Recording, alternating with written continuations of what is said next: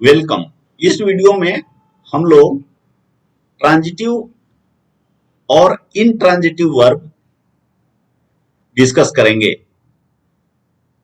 हम लोग जानते हैं कि जब वर्ब को स्ट्रक्चर के आधार पर क्लासिफाई करते हैं, जो यह बेसिस है स्ट्रक्चर, जब स्ट्रक्चर बेसिस के आधार पर क्लासिफाई करते हैं तो वर्ब दो तरह के होते हैं। First transitive verb, second intransitive verb. और स्ट्रक्चर कहने का मतलब है कि जब एक तरह का वर्ब होगा तो सेंटेंस का स्ट्रक्चर अलग होगा और दूसरे तरह का जब वर्ब होगा तो ये स्ट्रक्चर अलग हो जाएगा। तो जैसे यहां पर देखिए दो सेंटेंस लिखे हुए हैं। ही इज स्लीपिंग, वह सो रहा है, और ही गेव ए लेटर। अब इन दोनों के स्ट्रक्चर में अंतर है। यहां देखिए जो ये वर्ब है इसके बाद कुछ भी नहीं है तो यह सेंटेंस कंप्लीट हो जा रहा है। लेकिन मान लीजिए यहां पर ही गेव के बाद अगर इसको हटा दें तो सेंटेंस पूरा नहीं होगा, उसका कुछ मीनिंग नहीं निकलेगा। जैसे ही गेव तो उसका मीनिंग नहीं निकलेगा। इसका मतलब है कि इस तरह के केस में जब ऐसा वर्ब है तो वर्ब के बाद ऑब्जेक्ट आना जरूरी है, इसको ऑब्जेक्ट बोलते हैं। लेकिन इस केस में ऑब्जेक्ट की जरूरत नहीं है, तो ऐसे वर्ब को ट्रांजिटिव वर्ब बोलते हैं।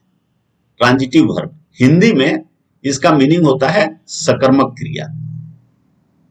ऐसा वर्ब जिसका ऑब्जेक्ट हो।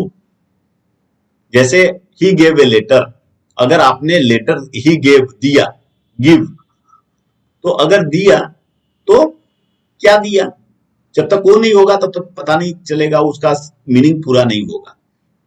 तो इसका मतलब जो गिव है वह एक ट्रांजिटिव वर्ब है और ट्रांजिटिव वर्ब का कोई ना कोई ऑब्जेक्ट होना चाहिए। और इसका जो ऑब्जेक्ट होते हैं ट्रांजिटिव वर्ब का, ट्रांजिटिव वर्ब का जो ऑब्जेक्ट होता है, ऑब्जेक्ट वो एक्चुअली दो होते हैं। एक होता है डायरेक्ट और एक होता है इनडायरेक्ट। जो डायरेक्ट होता है वो जरूरी है, अगर वो नहीं होगा तो इसका मीनिंग पूरा नहीं होगा। लेकिन इनडायरेक्ट नहीं होने से भी चलेगा। जैसे मान लीजिए कि आप कहते हैं कि उसने एक लेटर दिया, उसने एक पत्र दिया, तो सेंटेंस पूरा हो गया। लेकिन इसमें अगर आप ऐड कर दें कि उसने महेश को पत्र दिया, तो महेश पत्र देना, जो देना गिव जो वर्ब है, उसका ऑब्जेक्ट दो हो गए। एक लेटर हो गया, लेटर दिया, और दूसरा महेश को दिया, तो दो हो गए। तो जो दिया, जो थिंग होता है, ये डायरेक्ट ऑब्जेक्ट होता है, थिंग। और जो पर्सन होता है जिसको दिया, वह इनडायरेक्ट ऑब्जेक्ट होता है। तो इसको ट्रांजिटिव वर्ब बोलते हैं। जैसे ईट,